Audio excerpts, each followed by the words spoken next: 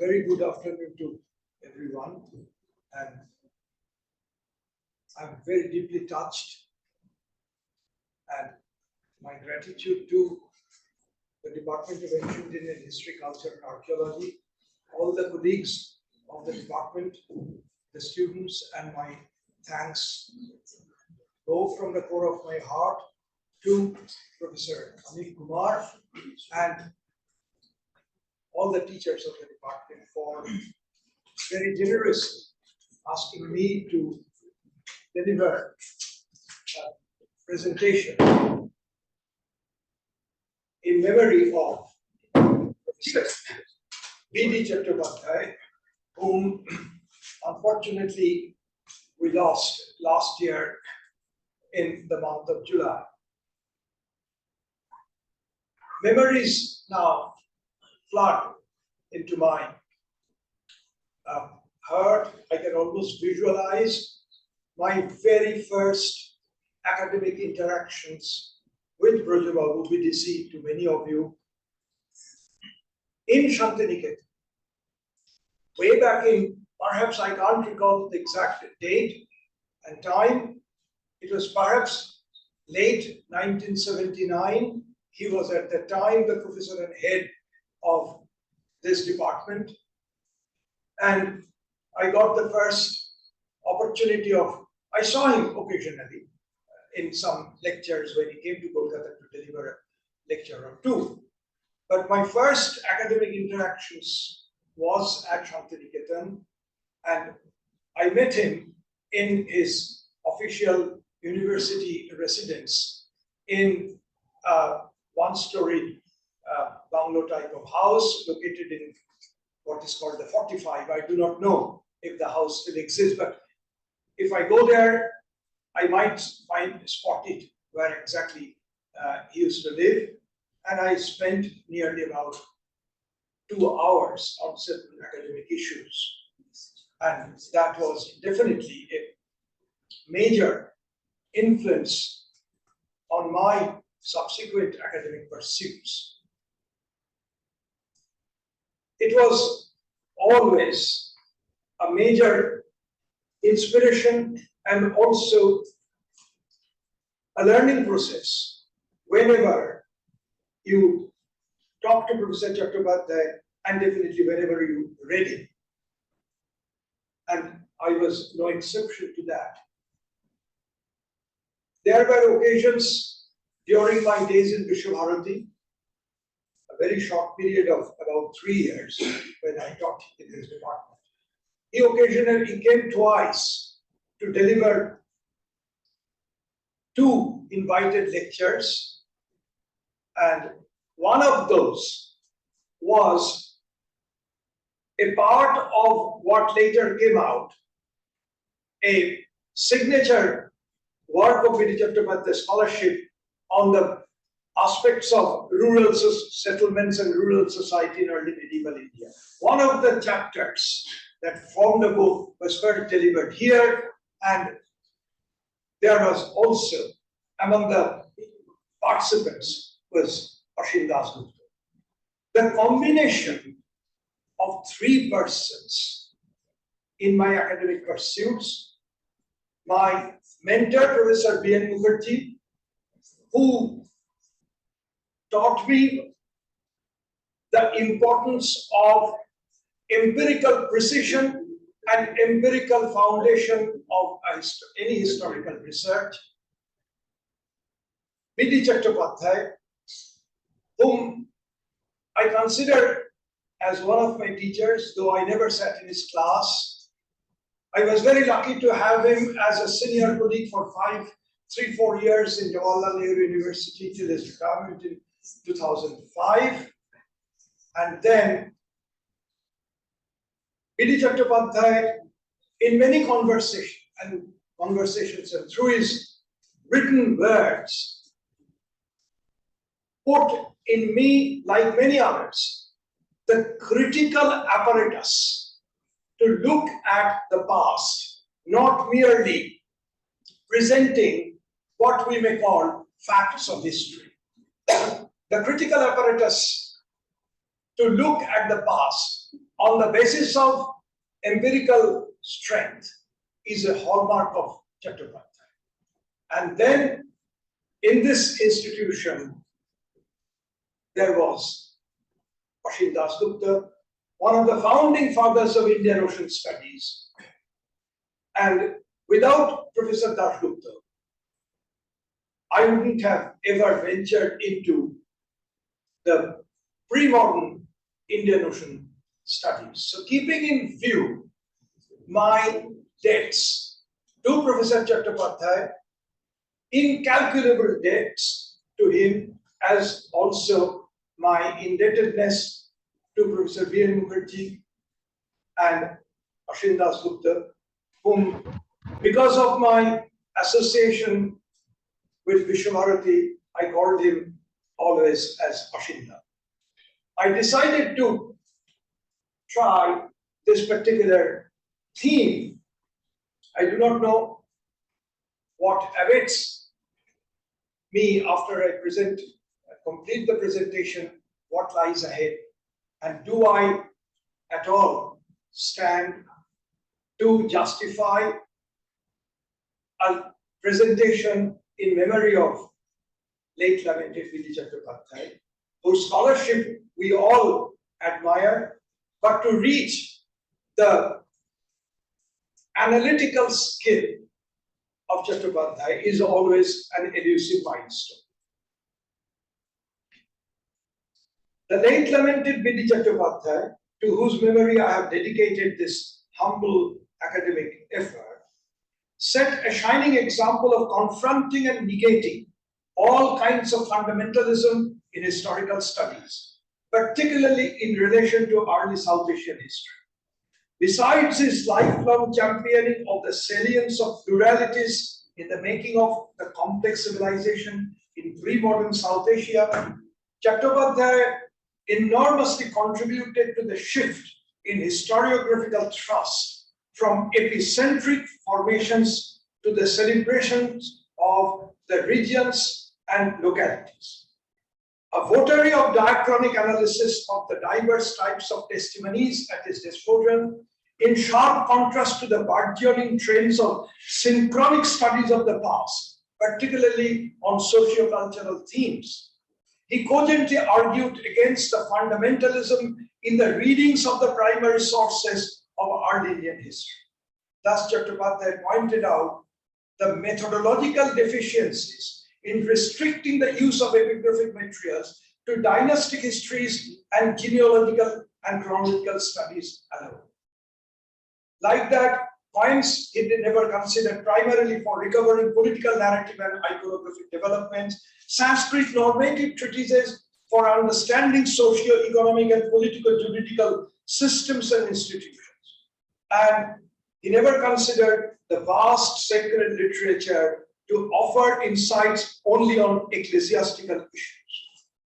He stresses on the use of varieties of primary sources, whether mutually confirmatory and or contraindicatory, to illumine a given past in the light of the relevant historiographical issues and debates.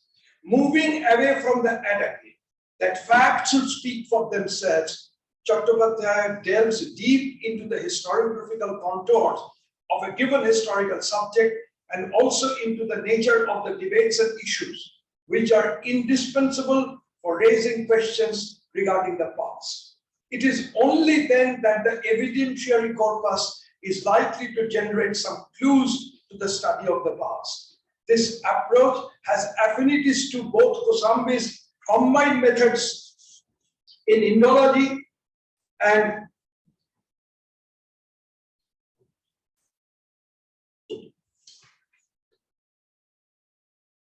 combined methods of Indology and Romila Thapar's lending ears to the many voices of a history.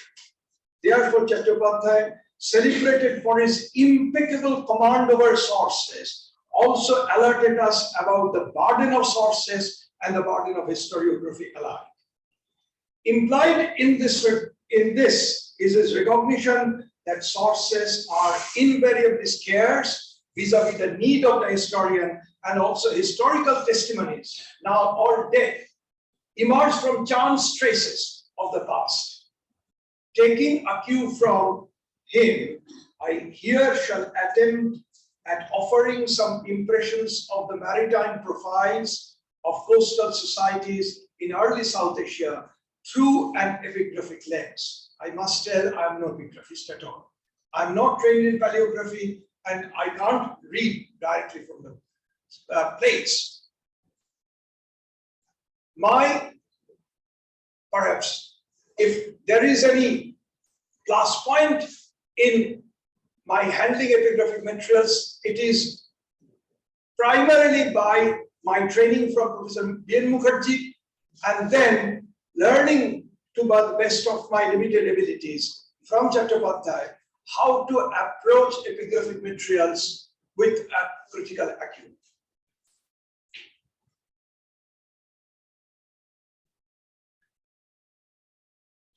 That's why I have chosen for a study of the epigraphic materials on the maritime profiles of the coastal societies.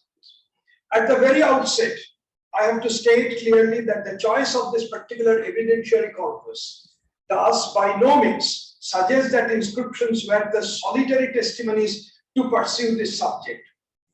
The subcontinent's maritime profile is often lit up by travel accounts from the Greco-Roman, Persian, Arabic, and Chinese authorship, and also by field archaeological materials from excavated and explored coastal sites. It is impossible to lose sight of the significance of the ceramic evidence for throwing lights, sometimes in the form of quantifiable data, on the maritime networks in the Indian Ocean. Inscriptions, like many other sources, are often fragmentary and certainly not a stand-alone evidence. There are limitations to the use of epigraphic materials that often involve the recovery of the past through the third bracket.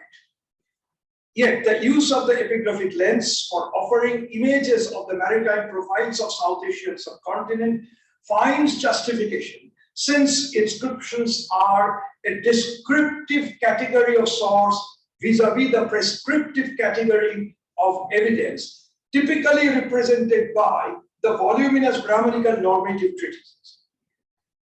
There is a very rich political historiography of the terra firma of epigraphic texts. One is also aware of the enormous importance of inscriptions for the study of the state society and the rural and/or agrarian material culture, especially of the early medieval times, in which Professor Chattopadhyaya played a stellar role.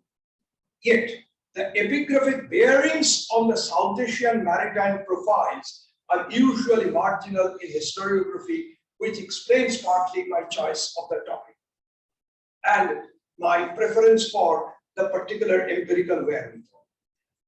The very topic of this presentation has a particular focus on the coastal zones, and speaking of the littorals with some features distinct from those coming from the mainland or interior of the subcontinent. While this presentation has a broad brush, spatially and temporally as well, it will dwell a bit more on the early medieval times than the pre-600 CE epoch. In this way, I pay my tributes to Professor B.D. Chattopadhyaya, a past master on the early medieval in South Asian history. I am emboldened and encouraged to offer this presentation by the recent academic recognition of the Indian Ocean studies in the pre-modern and pre-colonial phases of South Asian history, as will be evident by a perusal of the wonderful overview by Herman Pulke and B.P. Sahu, the pre-colonial history of India, debates and issues. The visibly vast landmass of South Asia with steaming agricultural population, nurtured by major riverine tracts and plains and the two rainy seasons, may obfuscate the obvious presence. How do I go to the next slide? I didn't get it.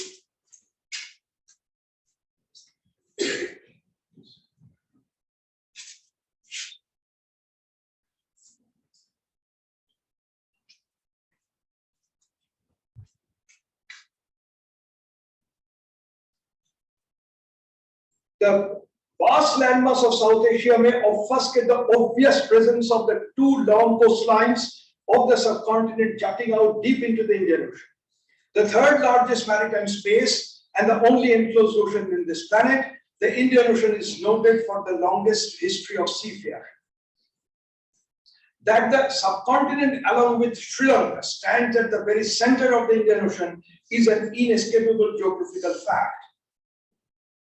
This compels us to take a close look at the maritime profiles of the subcontinent during the period under review. The two seaboards of the subcontinent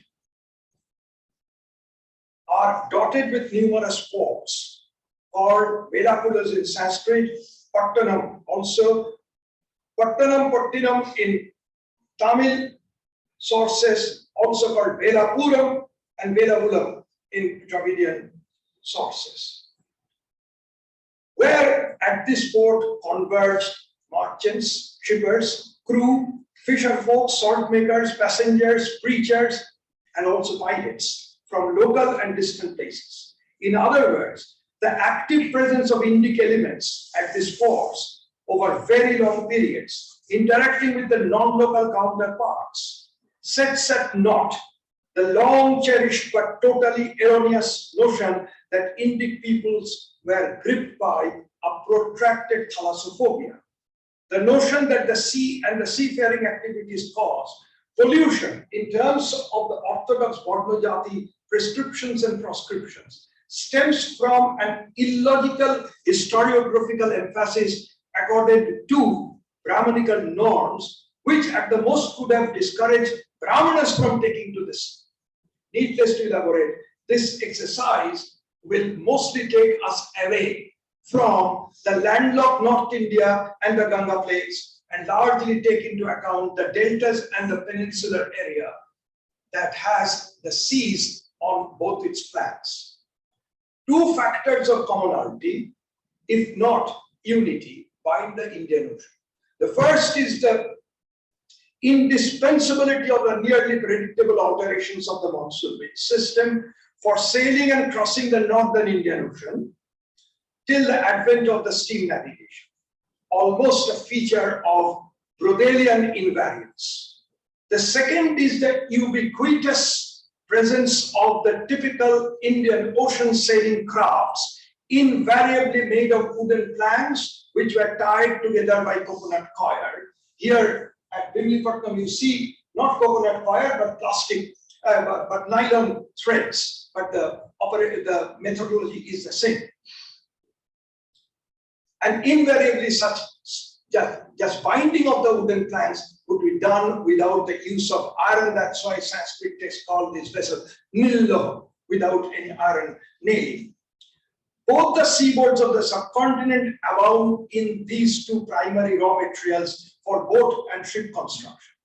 As a round trip between the westernmost and the easternmost termini of this Indian Ocean network depended entirely on monsoon sailing, could not be completed in a single year, the ideal points of stopover, sojourning, and commercial transactions would be available in the twin coasts of the subcontinent. None of the ports on the Indian coasts before 19th century stood directly on the seafront, but grew in the creeks, inlets, channels, and backwaters, particularly of Kerala, on the western seaboard, and in the estuaries and the deltas on the east coast. These were mostly natural ports sheltered from the sea. As I said, the eastern seaboard abounds in deltas, large deltas, starting with the Tamrabarni Vaigai delta in the deep south, then the deltas of the Kaveri, Krishna, Godavari, Mahanadi, and finally the Ganga, the last and the northernmost being the largest delta in the world. We would like to open our narrative by an inscribed sculpture from the Bharut Stupa, probably belonging to the late centuries BCE, depicting a couple of seagoing vessels with passengers. The watercrafts are clearly the typical sewn plank vessels. The purport of the inscribed image is to record gratitude of the voyager Vasugupta, who was saved from a terrible danger in the sea by the grace of the Buddha. But please note here, as I've quoted from the English translation, Mahadevana Makita does not mean Mahadeva the Shiva, but Mahadeva is an epithet here of the Buddha because it figures in the Bharat Stupa. Among the most eloquent testimonies of the Indic seafaring come from an impressive corpus of 193 very small Sanskrit inscriptions in Brahmi, paleographically assigned to the first 5 centuries CE from the island of Socotra in the Gulf of Aden in Western Indian Ocean. When read along with the Palmyrene, Ethiopian and Greek inscriptions from Socotra, the Indic records cannot but demonstrate that Socotra was a point of convergence of seafarers and merchants from disparate areas.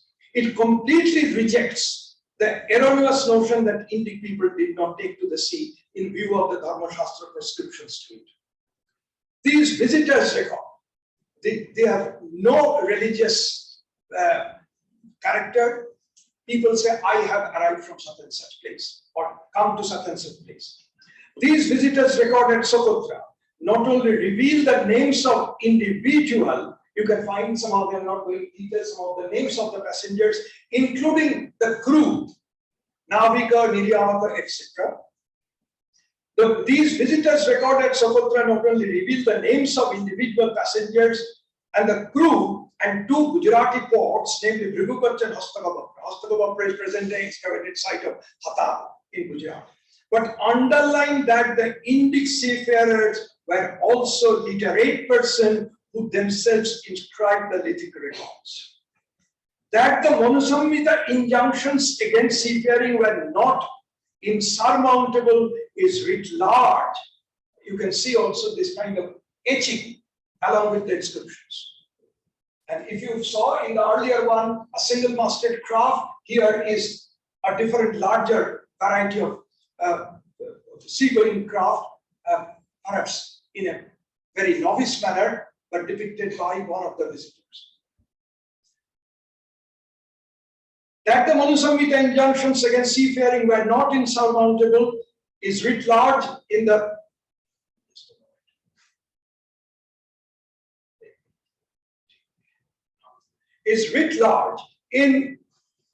seal of a mariner, Navika, found from peninsular Thailand. The mariner was certainly a Brahmana, particularly the name ending Sharma, as is, and it leaves a telltale mark. This was found by Veronica Bellina, and my attention to this was drawn by Professor Shuchandra Ghosh and Professor Shushmita Boshu. A 2nd century CE inscription recording a donation to a Buddhist stupa at Ghantashala on the coast, it's a well-known port mentioned by Ptolemy also, furnishes the earliest known epigraphic mention of a master mariner, Mahanavika, who seems to have been active in the Bay of Bengal sector. Turning our attention to the near contemporary celebrated Buddhist site of Kanheri near Mumbai, one comes across a pious donation of a cave to a Buddhist monk by what is called the Sagara Palaganas. The suffix Gana doubtless speaks of a professional guild-like body as the donor. The term Sagara Palagana literally means the protector of the sea. As the record comes from the Satavahana realm, it is likely that they were entrusted with protecting, guarding some ports in the vicinity of Kanheri, most likely Supara or Chau. They may have functioned like the royal fisher folk employed by Dambanus or Nahapana, according to the periplus of the Eritrean Sea, to pilot non-local ships to and from Parugas. A Brahmi inscription of the early centuries CE, found from Egypt and pointed out first by Richard Solomon, speaks of the presence of Nagadatta, Binupalita, typical Prakrit names in the Maharashtra area in Egypt, where these travelers are likely to have reached by the Red Sea network. Excavations at Berenike have yielded inscribed pottery sherds with Tamil Brahmi legends, reading the names of one Chattal and Kanna, possibly the owners of those artifacts. Tamil Brahmi inscriptions bearing the names of individual marches have been reported from Sri Lanka, which was therefore visited by the Tamil seafaring marches. I'll go back a little bit.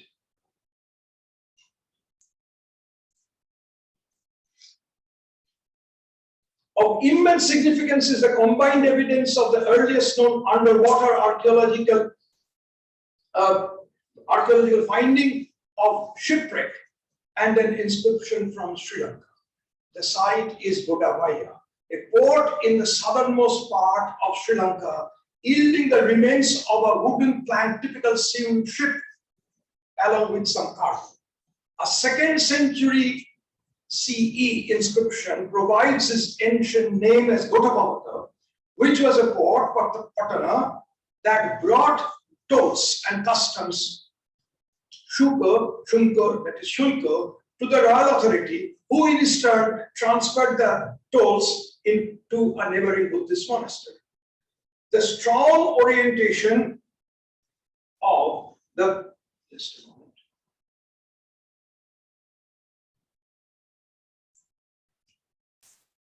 The strong orientation of Buddhism to matters maritime can be seen in the 3rd century CE Ikshwaku inscription from Nagarjunakonda in coastal Andhra. It records the convergence of monks from Sri Lanka, from Tamilakam, from Odisha, and also from Bonga at Vijayapuri, ancient Vijayapuri, that is Nagarjunakonda, with a very strong impression of the coastal network all along the eastern seaboard. The same is visible in the distribution of the related ware from the northern Bengal to the southernmost part of Tamil Nadu and also to the famous port site of Pattanam in Kerala. The Bengal Delta had in its early, these are the places which are captured in the Nagarjunakonda inscription, and also the mention of a Mahanavika. As I talked about the Ghantasala, this was first analyzed by Shutandra Ghosh about 10-15 years ago.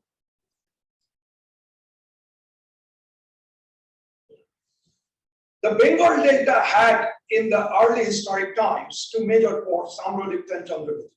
A well-known archaeological site in the western Delta, Chandragupta near Kolkata, yielded, among a wide variety of artifacts, 5 inscribed terracotta seals. These are unique artifacts found nowhere else in the subcontinent because this depict at least 5 varieties of seagoing vessels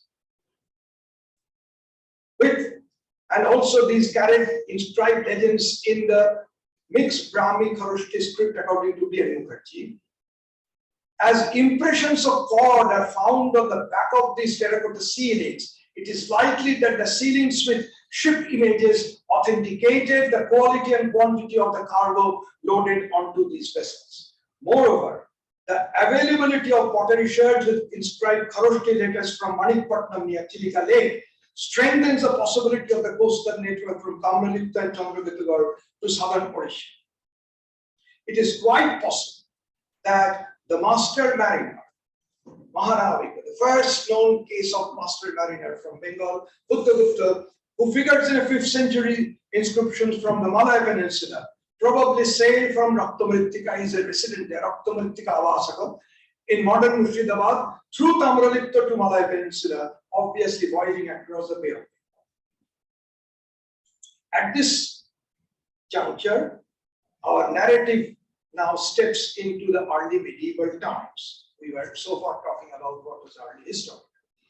The maritime scenario at various coastal segments during the early medieval times may begin with a port in Kathiawar called Lohardagram. Figuring in a remarkable charter of 592 CE, the ruler is Vishnu Sena of the Maitraka house.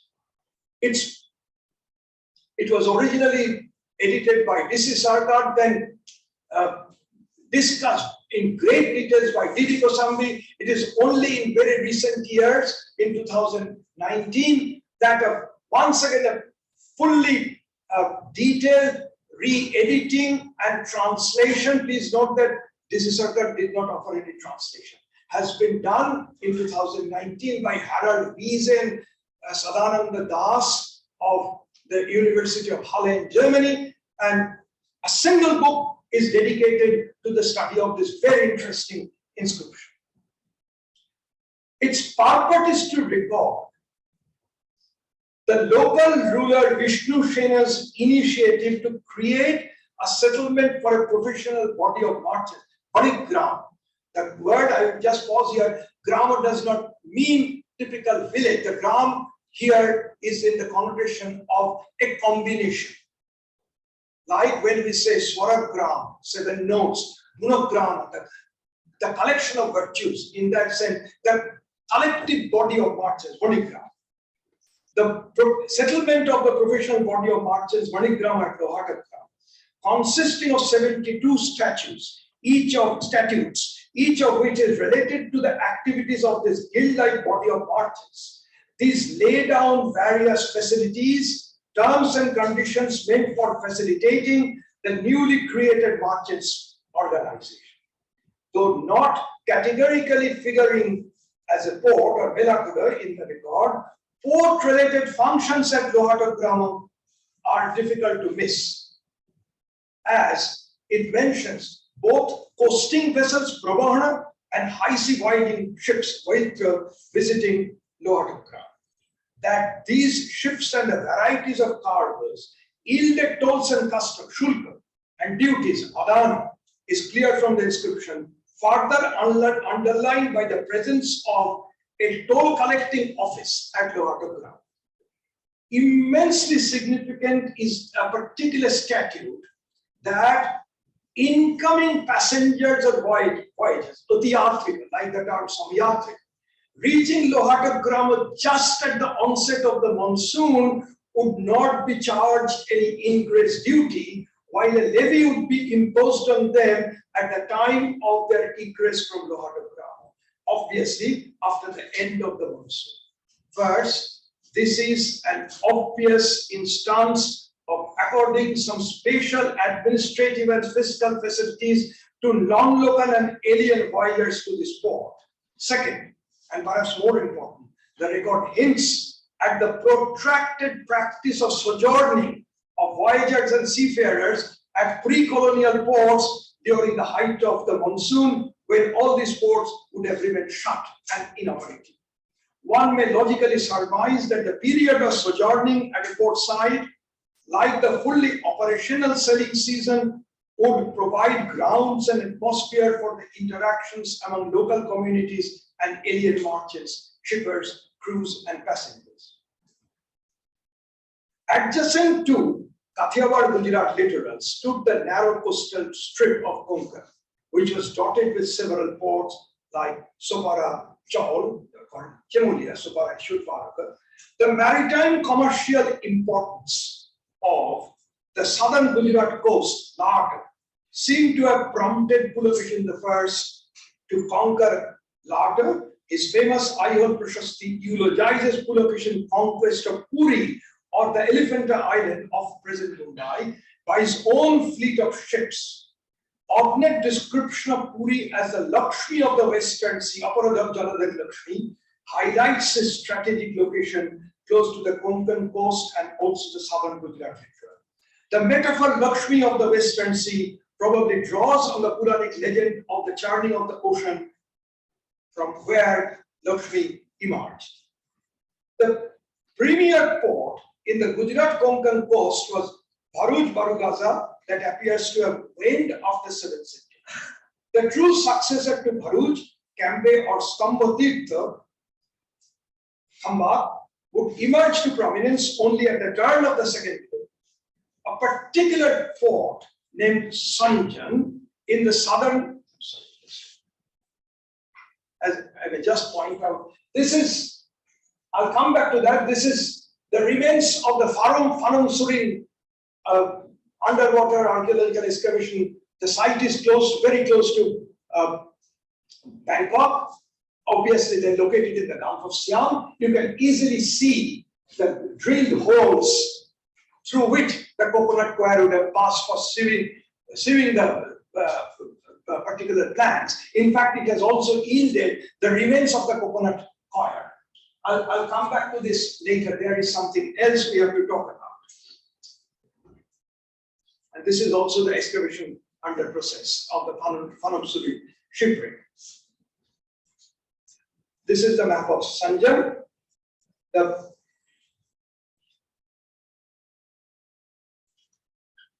It actually is located in the zen zone of southernmost Gujarat and the northernmost part of Maharashtra. 2 Rashtrakuta, 2 Silahara, and 1 Mora inscriptions throw light on the port-related activities at Sanjan from the late 9th to the mid-11th century. It also figures very prominently in several Arabic travel accounts, along with 2 other pre-existing and older Konkan ports, that is, they are not typically early medieval, but with early historic groups, namely Subara, that is Sopara, and Saimur, Chaul or Chemuria. A perusal of the 2 11th century Silahara records, in tandem with a Jewish Geniza letter of 1145, shows that the entire Konkan coast had experienced a steady coastal network spanning from Bharuch to Gopakapattan or Old Goa. In this context, the impressions of the port of Sanjan from the 5 copper plates assume significance. The main purport of these 5 copper plates chartered, these are typical Agrahara type of donations. These were to endow a motto of Devi Dashami, Bhagavati, Prasaguni Durga, Vaishashari, with revenue-free landed property for perpetuity by a few rulers. All these rulers were devout worshippers of Brahminical, sectarian, devotional cults, especially Shaivism.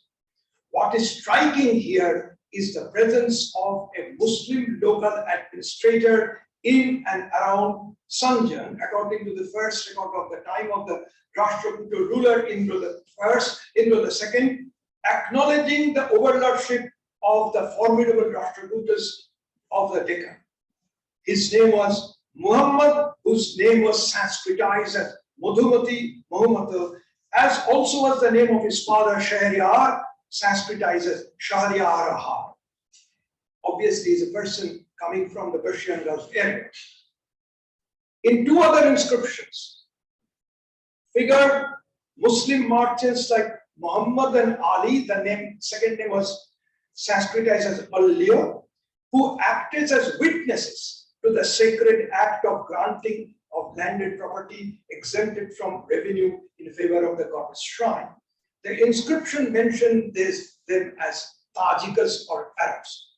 In at least 1 Rashtrakuta inscription, the presence of the non-Muslim Iranians, Parasikas, can be noted, who are distinct from the Tajikas. And in recent times, the excavations at Sanjan by Purush Dalal and Rukshana Nanji have yielded, I'm not getting into the details, telltale signs of a Parsi settlement, including Parsi funerary practices and ceramic evidence from the Persian Gulf area.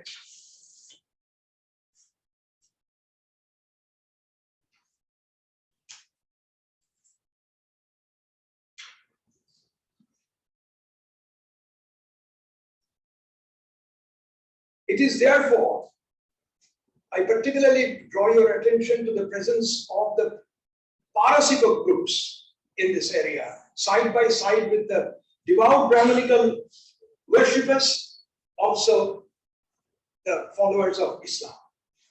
It is therefore no surprise to come across 5 Pahlavi Middle Iranian inscriptions of the early 11th century engraved at a celebrated Buddhist cave at Kanhe.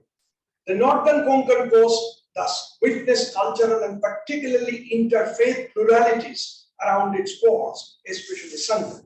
However, the port in question also experienced sectarian rivalries. The second Rashtrakuta inscription of the time of Krishna II referring to Sanjan, informs us about a bitter quarrel between the goddess shrine, already mentioned, and the neighboring Vaishnava shrine patronized by merchants hailing from Bhinmal in Rajasthan. Please note that the second group came from interior Rajasthan to a coastal site in northern Konkan. The dispute was regarding the possession of a piece of land that lay between the two shrines. The dispute was ultimately resolved as the goddess shrine agreed to pay some kind of an annual rent in cash to the Vaishnava temple. Particularly important here is the stipulation that the annual rent of 40 drachmas was to be paid every year at the end of Deepotsava, that is Deepavali or Diwali. It's called Prativarsham Deepotsava Bhangi. This is the earliest known epigraphic mention of Deepotsava or festival of light in the context of a court, and that particular festival is also known as the beginning of the new financial and accounting year among the traditional merchant communities practicing both Jainism and sectarian Brahminical cults, including particularly the veneration of goddess Lakshmi. Two inscriptions of the Silahara rulers of Konkan dated to 1008 and 1094 are replete with information on the, I'll just put you here, this particular structure, the toll-taking jar of the Silahara times, first identified by Shobhana Gokhale of the Pune University, in the very crucial Nameghat Pass that gives a shortcut from Junnar area in the main to the coastal tracts close to the Thana Creek and what is presently Kalyan area. Two inscriptions of Silahara rulers of Konkan dated to 1008 and 1094 are replete with information on the exchange-related activities at Bolipattanam, modern Kharapattan, explicitly called Apelaku.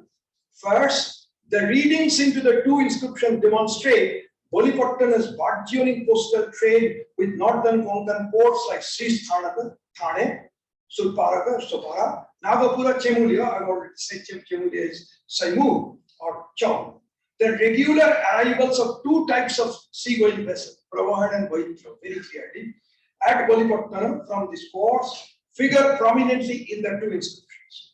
A contextual analysis strongly suggests that the two apparently synonymous terms actually stood respectively for coastguard, that is the Prabhahana, and the ships capable of high sea voyage, that is the Vaitra. No less striking is the prominent presence of a shipowning, Novittaka merchant, Vasaida, who also functioned as a very high-ranking administrator, Mahamatya. In epigraphic vocabulary, the term Novittaka was synonymous and interchangeable with the Arabic Persian term Nakhuda, denoting a ship owner, the lord of the ship. The sustained and familiar presence of the ship owners in the western seaboard paved the way for the abbreviations of the two terms as No and Nakhu in epigraphic texts. What demands our close attention is that the 1094 inscription acquaints us with a family of ship owners over 3 generations, though the younger generation of ship owners were simply called Srishtis and not Novitas.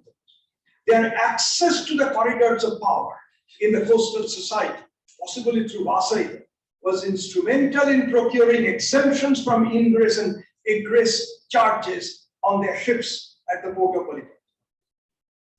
The familiarity of Kadamba rulers of Goa, the south of southern Konkan, with the sea, the association and familiarity of the Goa Kadamba rulers with the sea paved the way for their assuming the dynastic epithet, the Lord of the Western Ocean, Pushtima Samudra. This was also seen in the Silahara inscriptions. In the second quarter of the 12th century, 2 Kadamba rulers were praised in their respective inscriptions in the form of an eulogy as proficient in crossing the sea, Ambani Dipara. The praise was inscribed in the context of the 2 rulers undertaking voyages in their own ships to Someshwara or Somanatha, where they offered camphor, which is said to have been a favorite of the deity. 3 points emerge from this eulogistic description. First, The pilgrimages by the two Kagamborolers to Somnath in and after 1125 cannot but underline that Somnath very much continued both as a port and a Shaiva sacred center, notwithstanding the Ghaznavid reigned there in 1025-26. Second, crossing the sea for pilgrimage by two followers of two kings of Brahmanical disposition lays bare the inefficacy of the orthodox Brahmanical taboo on sea crossing. The third point is that camphor as an aromatic and an indispensable ingredient of various socio-cultural auspicious ceremonies and in sacred ritual functions was not native to the subcontinent. This plant product reached the subcontinent from maritime Southeast Asia, especially northern Sumatra. The very mention of the camphor in Indic inscription is itself illustrative of the Indian Ocean maritime nature. Going further south along the western seaboard, Malabar was famous for its maritime trade and cultural networks. In 849 CE, according to the well-known Kollam copper plate, landed property and some fiscal endowments were made in favor of the Syrian Christian Church. The grant was received by one Mar Sapir Isho, clearly demonstrating his Christian orientation. The charter was written in Malayalam, while the names of the witnesses and the respective signatures were given in three languages and scripts: Arabic, Pahlavi, and Hebrew, whereas the main record was there only in Malayalam. The remarkable diversity of languages current among at least three diasporic groups, Muslims, Parsis, and Jews, is emblematic of the coast in question. In fact, the maritime trade network went hand in glove with the promotion and accommodation of cultural diversity in Malabar. The use of inscribed Pahlavi words assumed significance in the Indian Ocean history. Now I'm once again referring to the shipwreck at Phanom Suri. The shipwreck site of Phanom Suri near Bangkok has uncovered the remains of a typical Indian Ocean ship in the Gulf of Siam. Among the submerged cargo, there was a vase with the name of its owner inscribed in Pahlavi. As the Pahlavi inscription is paleographically dated to the 8th century, the ship and its cargo logically can be assigned to the same time. That an Indian Ocean ship, possibly hailing from the Persian Gulf area, was operational in the distant Gulf of Siam is underlined by the Pahlavi inscription on the vase. The practice of granting landed property to non-Indic religious groups continues in Kerala at the very turn of the 11th century. Bhaskara Ravi, the Perumal ruler in 1000 CE, issued a grant of land along with various fiscal remissions and privileges to the leader of the Jewish community named Joseph Rabbah. Associated with this grant were the two leading professional bodies of marches, the Manigramam and the Anjupandam. Manigramam is the same as what is known in Sanskrit as Manigram. The Anjupandam, according to Visva-Bharati, denoted the professional body of non-local merchants in Kerala, including the Jewish and the Muslim traders. Recent studies of maritime trade in early medieval South India strongly suggest that the Manigramam and the Anjupandam often acted in close collaboration with the umbrella organization of Tamil Merchants Guild, namely the 500 Swamis of Ayappa. This is something we know from the remarkable scholarship of the late lamented Nobuo Karashima and at this moment the greatest authority on the Chola history, Visva-Bharati. We briefly now turn our attention to South India's eastern seaboard. From the late 10th to almost 1120, South Indian politics was dominated by the Cholas in the Kaveri Valley and Kaveri Delta as the most formidable regional and supra-regional entity. I'm not getting into the typical 1025 Kararam campaign by Rajendra. The Cholas displayed a sustained political and commercial interest in the maritime matters, especially in the Bay of Bengal area. And there we find the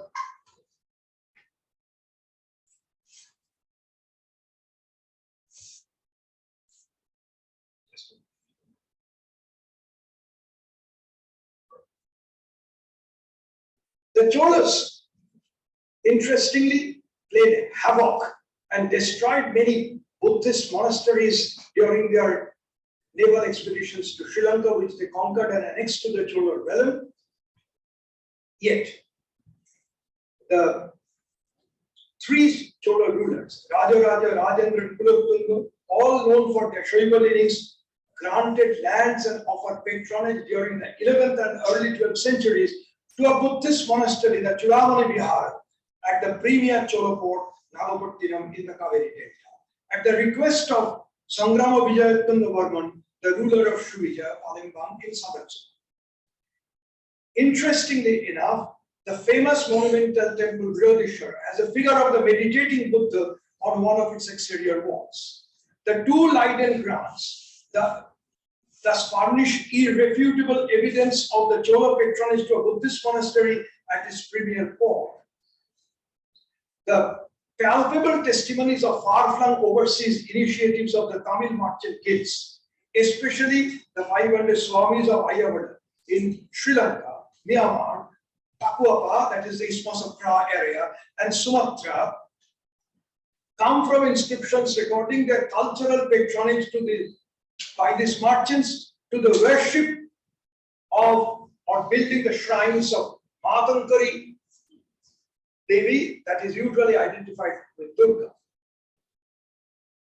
One point is here, the inscriptions of these mercantile bodies are, when they're found outside the subcontinent, remarkably has no political eulogy or introduction, which is very common when these are found within the subcontinent.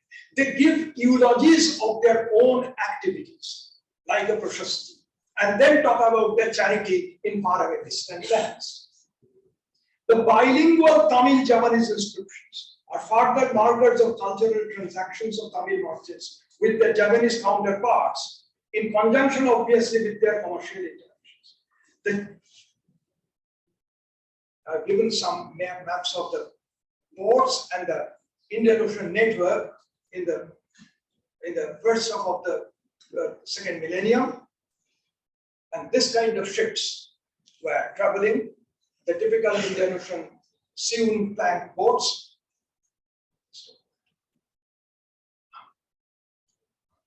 This is the Tamil Chinese bilingual inscription 1281 speaks of the patronage by the Tamil merchants wanting to a Shiva temple close to a port, which incidentally was also the site of a shipwreck. This combination of shipwreck archaeological evidence with occasional supporting evidence from epigraphy is something which is, I believe, coming up in the recent researches. If we now take into account the adjacent northern coast of the Andhra area, that too also offers epigraphic bearings on mercantile activities along with their cultural patronage at ports. And here I'm so happy to find the contributions of one of the faculties of the department, Shabadni here, along with Suchandra Ghosh. They delve deep into an 849 inscription in the Andhra coast area called Sri Prithvi Vallabha Pattanam. It's actually an Eastern Chalukya record. What is something significant is the presence of several Mahanavikas who we have already seen in Andhra coast and also in Bengal, along with the Mahasartavas, the major leaders of the caravan march. Obviously, this particular port site offered convergence of land routes and also coastal and sea routes. But more interesting in that is the status of the port of Visva-Bharati, the same name like the present day. Visva-Bharati was officially enhanced by Kulottunga sometime between 1068 and 1090 by renaming this port after himself. It became Kulottunga Chodapattanam. The port was designated in 4 11th and 12th century inscriptions, recording cultural patronage by voyaging Tamil merchants from Manta in Sri Lanka and Samudra Pasai in northern Sumatra. The renaming of the port of Vishakhapattanam has another parallel in the renaming of the port of Nagapattinam as Sholapulavallipattanam, once again by Kulottu. This is figures in a smaller light and ground in favor of the same Chudamani Bihar.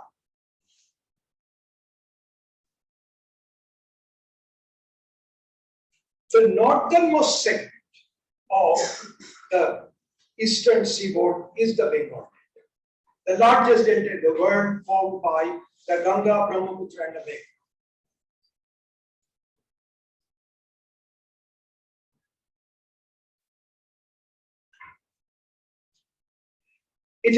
The delta has 3 sectors: the moribund delta in the northern part, and then the mature delta covering the greater parts of present West Bengal and westernmost part of Bangladesh, and the active delta now included in Bangladesh, where lay the 3 major subregions of early Bengal, Bangla, Samotata, and Horike.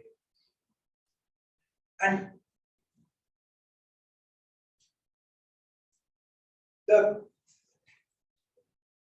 particularly in the active Bengal delta, inscriptions of the Rathas, later the Devas, the 2 Chandra gods of Sri Chandra in the early 10th century CE would repeatedly speak of the numerous riverine channels of communication with an access to the sea. That's why there are mentions of the various navigational terms like no sthirave, nishkrantaka pravishta, ingress, egress, no prithvi, the area fit for navigation. And interestingly, in this context, we find also by about the late 13th century, a grant given to a Brahmana in the typical Bongo area issued by the very late Sena rulers from Bikrampur, where it is located. The name of the property transferred village is Vinayati. Its located boundary demarcation, and once again we are indebted to Professor B.D. Chattopadhyay's remarkable work on the boundary demarcations at the end of our place. I'm taking a cue from him. It says, number 1, that this is in the area, it's very simple Sanskrit, Bange Vikramapura Bhage Nabbe. The huge body of riverine waters gives the access to the navigable area, and then the village has on its eastern boundary the sea, Urbe Samudra Sima. That indicates perhaps the sea has moved away much to the south.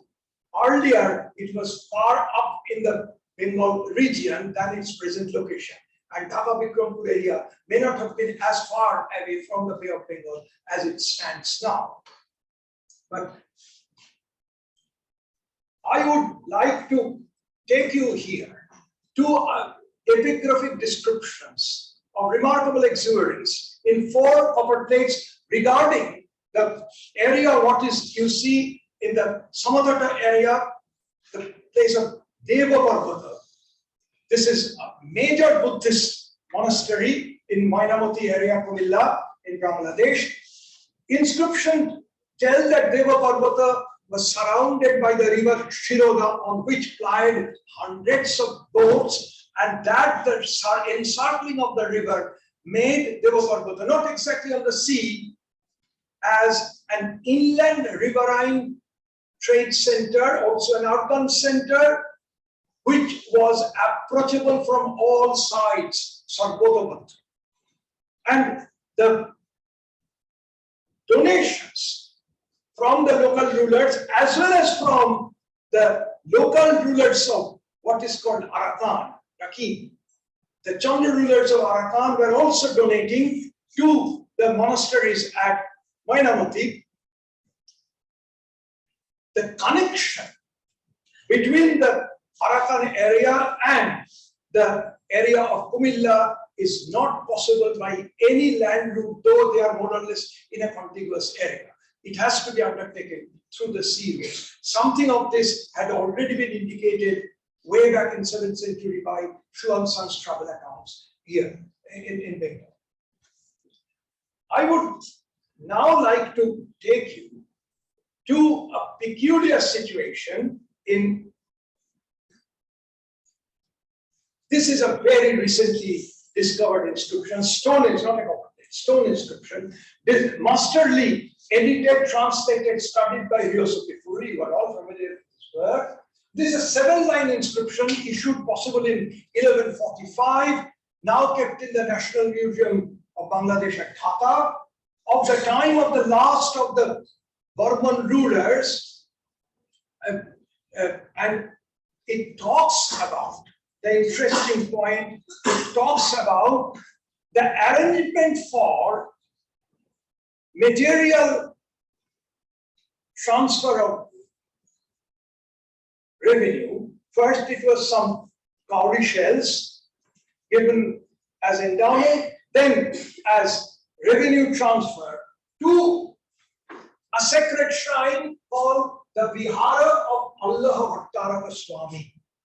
The very word Vihara would indicate this was a non-Brahmanical shrine, because the Brahmanical shrines usually are covered by the Sanskrit term like Devakula, Ayatana, Prasada. Mandir is a very recent term. Mandir means any dwelling structure.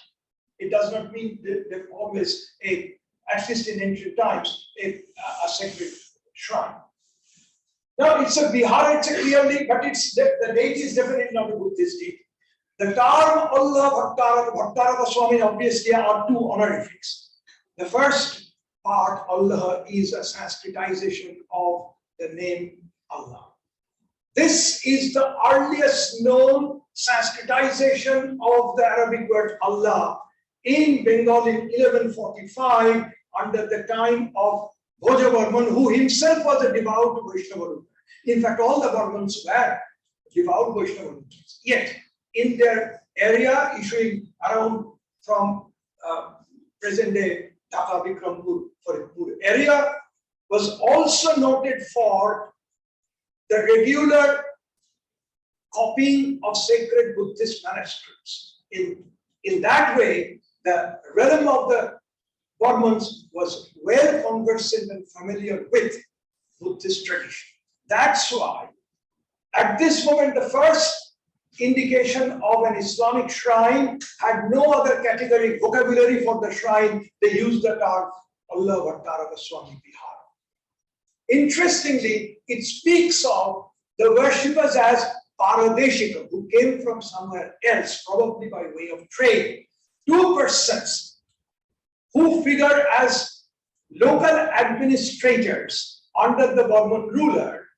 One is called A.I.H.C and the other is called Sri Obudev. Both are very peculiar names.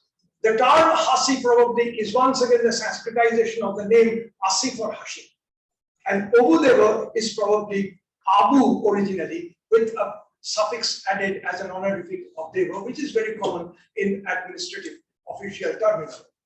The interesting point is that Obudeva, who was a local governor, decided to scrap his earlier donation for this Islamic shrine in the form of cowrie shells for some reasons, but then transferred the klupta, that is shulka type of eels, from an exchange center under his own enjoyment, Sabhoga.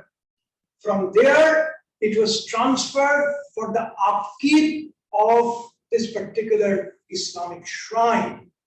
And for that, Obudeva seeks the approval of the entire, the term is samasta gyatinam, of the entire community of the Paradeshikas, obviously meaning the traveling mercantile groups. And this is a coastal area. what is something significant is the presence of these Islamic merchants. One or two of them may have been associated with local level administration, like what happened in Sanjan on the other side of the Indian coast. And the interesting part is at the very end. Both the Vaishnava ruler and his immediate subordinate authority, whose name is Sri Jivasena, obviously is a non-Muslim person, they tell that this arrangement of the endowment must be, it's a pious act, it must be observed unhindered.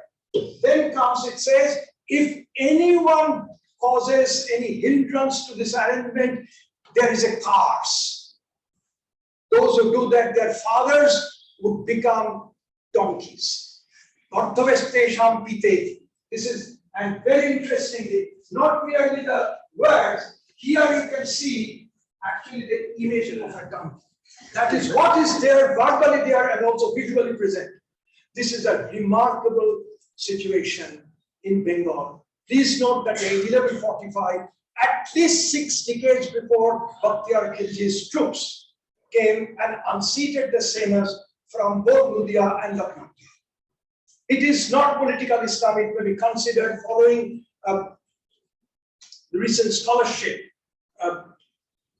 what is called monsoon Islam. And this is accorded typically in the coastal society. Finally, I'll take you to Somnath, which I had already talked about. Somnath is undoubtedly a very major Shaiva sacred center. And the common narrative is that it suffered beyond any repair with the destruction caused by the Ghaznavid invasion of 1025-26. I've already indicated in the light of the Goa Colombo rulers that Somnath did not die. I'm not trying to hold any brief for any kind of raid on any sacred centers, but Somnath was much resilient to get out of any harm due to this kind of politico-military assault on any sacred center. I'll take you now to 13th century Somnath, 1264, where from Beraval, a bilingual inscriptions, and bilingual inscriptions are so crucial to Indian Ocean maritime cultural networks, apart from obviously the transaction in commodities. It is a bilingual inscription, a detailed narrative in Sanskrit, and a relatively short cryptic description in Arabic.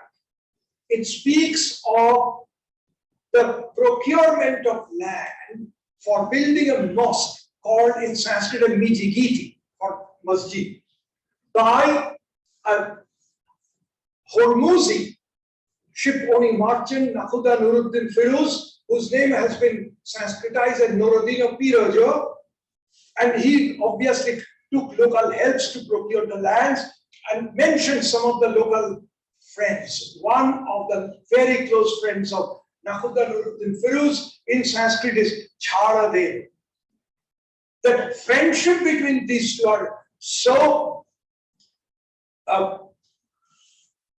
deep and genuine, it has been described as dharma bandhava, not as religious, but none of them change their religious leanings. It means righteous friends, dharma bandhava. And then it is the land was procured, the shrine, Islamic shrine was constructed. The procurement of the land required the local administrators' assent. In this case, there was a Shaiva Pashupata Acharya at the head of the town council of Somnath. He assented to it. Then it was approved of by the administrator, the provincial administrator at Kathiawar. Finally, it was endorsed by the ruling Solanki king, Bhavila Arjunadev. Now, this is, interestingly, there is no need at all to consider Somnath had died down. After nearly a quarter of a century, 1287, there is a remarkable Sanskrit prashasti of a very influential, quite powerful, wealthy Shaiva Pashupata priest whose name is Tripuranta. He himself caused a prashasti to be written. He's a very influential figure, talks of the vibrant character of Somnath as a Shaiva Pashupata center. The influential priest also purchased some shops for business out of his own earned money. That he also categorically mentions. And speaks of certain commodities meant obviously for the worship of the Shiva temples in Somnath, which are non-local objects, including camphor, including pearls, including pepper, all of which come from quite affluent places by seaboard trade. What is interesting is that, after all, this is a sacred act. Land was procured for an Islamic shrine to be expressed in Sanskrit, and this inscription also talks of, for the first time, Masha Madina, that is Makkah Madina, as sacred center Dharmasthana, possibly indicating perhaps the typical Hajj voyages across the sea. That's why from a Kathiawar port, the knowledge about Masha Madina, Makkah Madina can be explained. But in this kind of a record that speaks of endowment of land for a sacred shrine, it must begin with a salutation to the deity in whose favor the land was procured and in whose name the shrine is dedicated. How to translate this in Sanskrit to Allah? 4 epithets have been used. It says, Om Namastu, salutation to Allah. It doesn't use the word Allah like the Bengali scripture. It says Vishwanath, Lord of the universe. And Vishwarupa, universal. Shunya Rupa, this is the clinching indication, formless, iconic. Allah has no iconic presence. Since he is Shunya Rupa, formless, that's why he's Alakshya, invisible, but is visible everywhere, Lakshya. This remarkable statement is there. But also, apart from that, the convergence, this plurality, the promotion of plurality, is writ large at the end of the dating system in the inscription. 4 dating system eras have been there. Al-Hijra, 662, you will easily find that this corresponds to 1264. Then 1320 Vikrama Samvat, 945 Balavi Samvat, 151 Simha Samvat. Once again, the accommodation and celebration of plurality, even in the reckoning of the dates. Then, very interestingly, Hijra era is described as the era of the Rasulullah Muhammad, who is the Bodha, preceptor of whom? Of the maritime people, Nojana, which consists both of the Nakuda, Novittaka, and what is called Navika Karmakara. Karmakara means actually servants.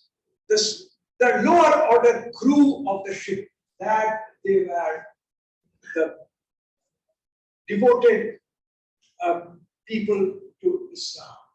And therefore, this is perhaps one of the most eloquent expressions of the multiplicity, plurality, interfaith situations, embracing interfaith plurality, particularly as coastal sites. My main argument is that inscriptions as descriptive category of sources tell us about the open nature of coastal sites, ports, maritime cities, than perhaps the settlement in the inland area.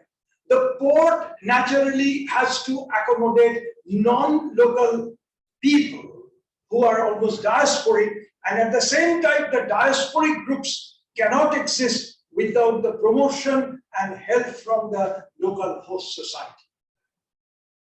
Indian subcontinent's 2 long coastlines, adorned with so many ports, whatever we have given a little bit of glimpse through epigraphic records, stand as testimonies to the promotion of cultural plurality along with very vibrant trade network over coastal, overseas, and long distance exchange systems. It also indicates that the Indian Ocean area was not something discovered by Vasco in 1498. The age of discoveries may happen somewhere else. The circumnavigation of the Cape of Good Hope is certainly a major feature of newness in the Indian Ocean history. But please recall, Indian Ocean was an unknown sea, almost a mare incognito for the Portuguese. He had to take the service of a muallim or a navigator to take him to Calicut. So there is no age of discovery with the coming of Vasco da Gama. There is no age of Vasco da Gama epoch. As the only major thing they introduced is what Ashinda once pointed out. The major factor was when Europeans started beating the natives. Thank you very much.